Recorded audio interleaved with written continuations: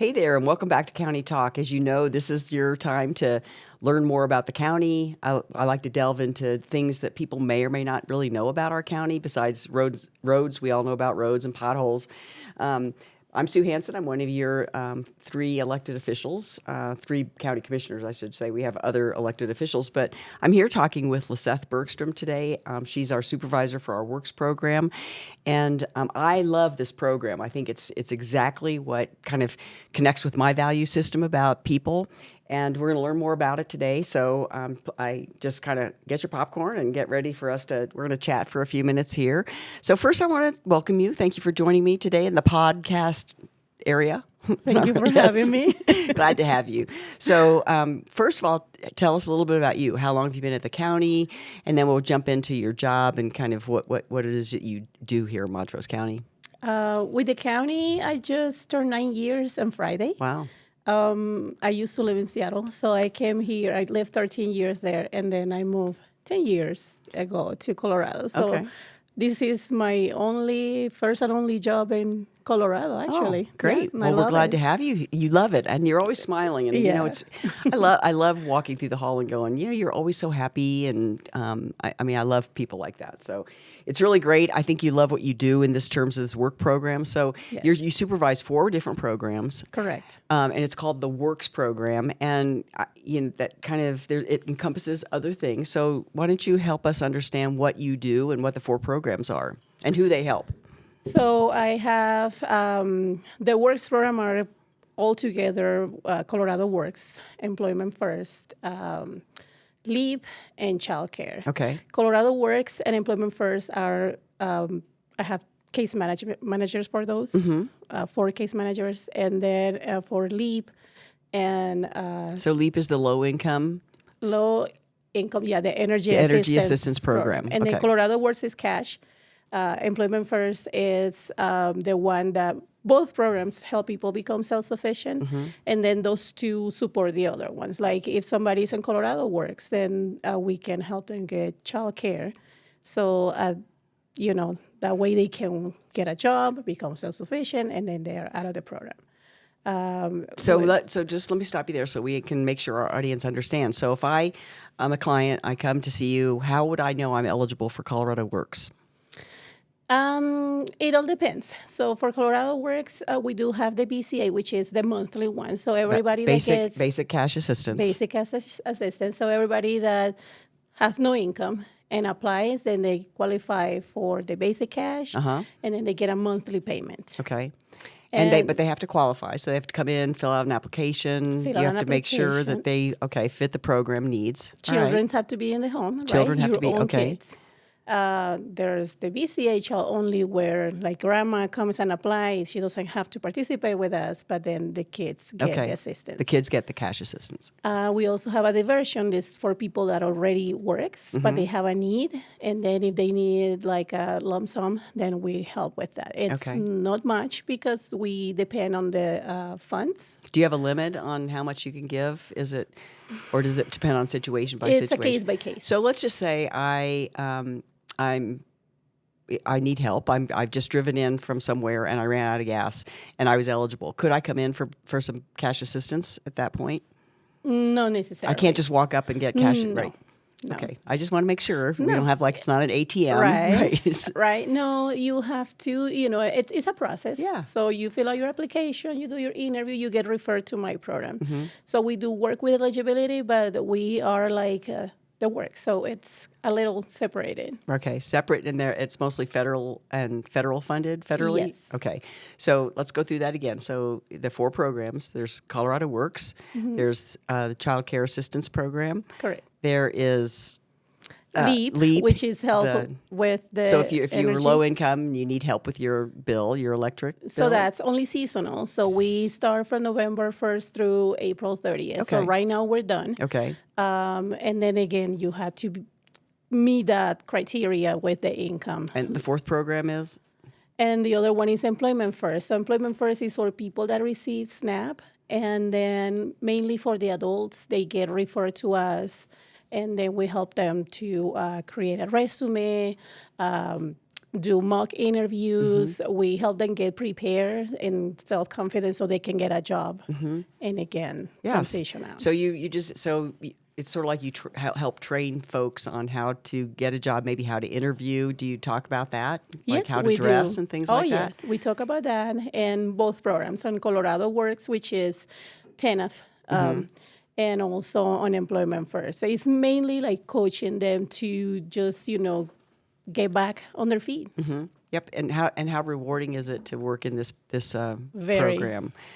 Very. It's like you see somebody, to me, I did case management for 4 years, and to me, it's just to see him from down here to come all the way here. It makes a huge So difference. you're seeing people start the program and then advance, get a job, perhaps once you've done some training on resumes and dress and how to interview, and you've seen them progress through the program. Yes. So that's rewarding, right? It is. Yeah, and I think self-sufficiency. I mean, after I left home, I couldn't wait to get a job. I mean, were you the same way? I mean, I just thought having a job and having a paycheck was the best thing in the It world. helps. So when I left Seattle, I was stay-at-home mom for like maybe 2 years. And then I was going crazy. Okay, how many times can you clean the home, right? And then, I love my How many kids, times can you clean a home? right? Yeah, no. I And- don't do it at all. Right, and then I needed my paycheck. I needed to feel like I can do this. I'm independent. I like buying my own stuff. I like the freedom to, if I want to have an ice cream, I can do that with my own paycheck. I can pay my own bills. So do you think that you transfer that instill that into your clients? I do. I try to inspire them and tell them if I've done it, you can do it too, and it works. Yeah, I think people need that little extra inspiration, a little bit of a push. Yeah, sometimes a push. But once you get confident, there's nothing like it. Feeling confident in what you're doing and that you're making a living and you're supporting whether your family or yourself. So that's a little bit about what you're speaking to. You had a child and you chose to stay home for a little while with the child, right? But then you were like chomping at the bit, ready to get back to work and do your own thing. So so you've had the best of both worlds there, been able to stay home and then kind of, come back to work. it goes like for our clients, not everybody has the same, opportunities, and most are just like single parents. We try to help them, we help them with the childcare. Now we secure childcare, and then you can just, start doing the interviews. We get them prepared for the interviews. We use a lot of the resources in the community just to get them to that point where they can be self-sufficient. Yeah, and again. I think it's sometimes we take it for granted how we might interact with other people or interview someone, and we might get a little bit nervous. But some people, if they've never done it and had to go back to work, it's really can be very intimidating. So I'm sure that with the way you are, very calm and supportive, that they really respond to that, because then that gives them the confidence that they can do it. So let's talk a little bit more about the child care program. Tell us how that works, who would be eligible, and why that's an important program. So for childcare, it could be, right now we're on a freeze, and we don't know when we're What going does to that lift freeze it mean? up. We can't add more We spots? We don't have the money. Right, so the to pay funding's for more been frozen. kids. Right. Yes. Okay. So what happens right now is we still get the applications, and then they go like on a wait list, right? And it's frozen until we lift it. In a normal world, they will just apply, no income or low income, no job or job. So it all depends. So if somebody is just job searching, we give them a certain amount. They fill out an application, they do an interview with the tech, and then we determine eligibility in the program. People with income, same thing, then they will have a small parent fee that is due to the provider. Oh, talk a little bit more about that fee. How does that work? So fee is based on their income. Okay. So we enter the information in the system calculates it, and then it will tell us, let's say my fee is $20. And then the county will pay the subsidy that it goes to the provider, and then the client will pay their fee to the provider. They get a period of 1 year of eligibility, And if any changes happen, they are to report it. But if not, we just lock them with that fee until they do redetermination again. Okay, all right. So how helpful is having childcare available? And this freeze is unfortunate, but how helpful is that to especially a single mom trying to get a job? Makes a huge difference. I Right. had no clue when I had little kids, right? And I wish I knew. But it helps a lot because, we everything is expensive right now. So we barely make it, with rent, with bills, food, and if not everybody qualifies for SNAP because, same thing with the income Yeah, there's criteria and right. expenses. So if you still have to buy food, but at least you get childcare help, then you had a little bit of Right, a little money bit of there. help for your overall expenses. Yeah, Yep. I think having childcare and having the opportunity for SNAP, which is what we used to call food stamps, but they call it SNAP now. So, I mean, there's probably some federal changes coming down with that too. But this freeze, do you have any idea how long that would last for childcare? We don't know. We'll have to check again on the next Okay. fiscal year. Okay, all right, cool. Well, so do you have a favorite or a success story that you'd like to tell us about someone who either went through the program, one or all the programs, and what happened? And does that somebody come to mind?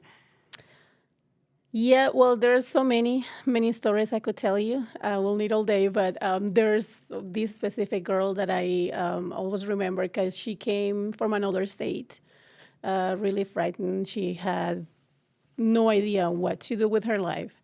So she started in the cash assistance program, and then we helped her, doing interviews. And she always aimed for a job like dishwasher or this, and like you have more skills, and no job it's bad. It's just No. like you have to get to know yourself, and I think we helped her that way. And she ended up working at the hospital. She became a coordinator. She had a really good job. Then I saw her again at a clinic, a local clinic, and then same thing. She was a coordinator in there, so she succeeded and she graduated off the program. Isn't that cool? We should. Yeah. I wonder if we could interview somebody like that. I think it's someone. It's just so you basically said in the beginning of our interview here that self-sufficiency is part of the goal, and here's somebody that you helped, and they were actually thinking maybe that less of a job. They were thinking, this is all I can do. But as you built confidence within her, and you encouraged her, she felt like she could go after a better paying job, probably, right? Right. So, I mean, that must feel good. You go home and you're like, yeah, I did some Yeah, good changed today. somebody I else's changed life, somebody's yeah. life. Yeah. Which I can't, there's nothing better than making somebody else feel independent and confident, and then they can make their own decisions. So, And yeah. valued. Most of our case management programs are the coaching that telling people that you can do this. That most people come with ideas that they are here and they cannot succeed. They cannot advance because the barriers are mainly on their head. So Right. when we help them, we not only help them to, we kind of screen it and we see, okay, now I think you need counseling. And counseling will help you to, get stronger and build your self-esteem so you can go out there and, eat the world. Yeah. Yeah. Bring the world to its knees, huh? Yeah, I love that. And I think that's what is so cool about Montrose counties. We do so many different kinds of things within our departments. That the fact that we can help somebody achieve more or be more successful or make them happier, I think that's really cool. So it must be fun to be you at this moment. Not so much fun to be a commissioner all the time, but fun to be you. And then something that I think is interesting is, lots of employees in Montrose County have hobbies, and you have a new hobby. So you want to tell us a little bit about it? So Well, I was like, I need to get me a hobby. And I was scrolling through Facebook, and then this DJ posted something about they're needing DJs at a local radio, KVNF. And I emailed her, and then we started talking. I've been doing it maybe 2-3 months now. We went through the training. I love music. I think music is really therapeutic for me. Music, and I don't know, working out, that's my jam. So I she trained me, and I get to do it once a month, and I love it. Well, what's the program called so we can tune into it? It's Is La it Nueva. La Nueva? La Nueva. And so do you get to choose all the songs yourself? Yep. Okay. And so Did you want to sing one for us? No. I can do Shakira's voice. So no. Shakira. Oh. That'll be the next podcast. Yeah. Cool. Yeah. So what's the best part of that? I mean, does that like also a stress reliever from a job that's probably there's some stress related to your job? I mean, how do you interpret that? I try not to bring the job home. I leave it here. Good. So I disconnect. The only thing that I miss is the distance because everything is so close in here.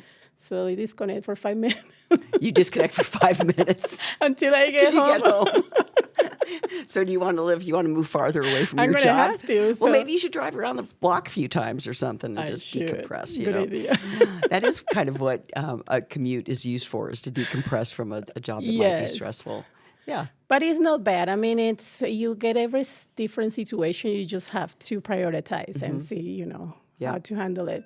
But going back to the DJ, I love it. It's only once a month, so I do it the third Monday of the month, and I choose my playlist. So during the whole month, when I'm preparing for my next show, I just get together 3 hours of music, and then I just play it. So you're 3 hours, and then do you comment in between the songs, or do you let it go? Yes. No, I Okay. get to, talk about the station at the top of the hour. This last Monday, I interviewed a girl from HAP, and it was really good. We talked like for an hour, and then I did some music, and then I explained because the music that I listen to from Colombia, so it's more Caribbean. So it's not the same that people is used to in the area. So Yeah. I can explain what's coming. Nice. So yeah, That's cool. I love it. So yeah, so what we know about Lisseth is that you're a dedicated worker. You enjoy getting to know your clients and seeing them succeed and helping them find the path to self-sufficiency. But you also have this other side that likes Latin music, or Yeah. would we call it that, or Colombian? Latin. And so you're playing mostly Colombian or all kinds? I play all kinds. Well, I'm going to tune in. So You need to. yeah, I need to.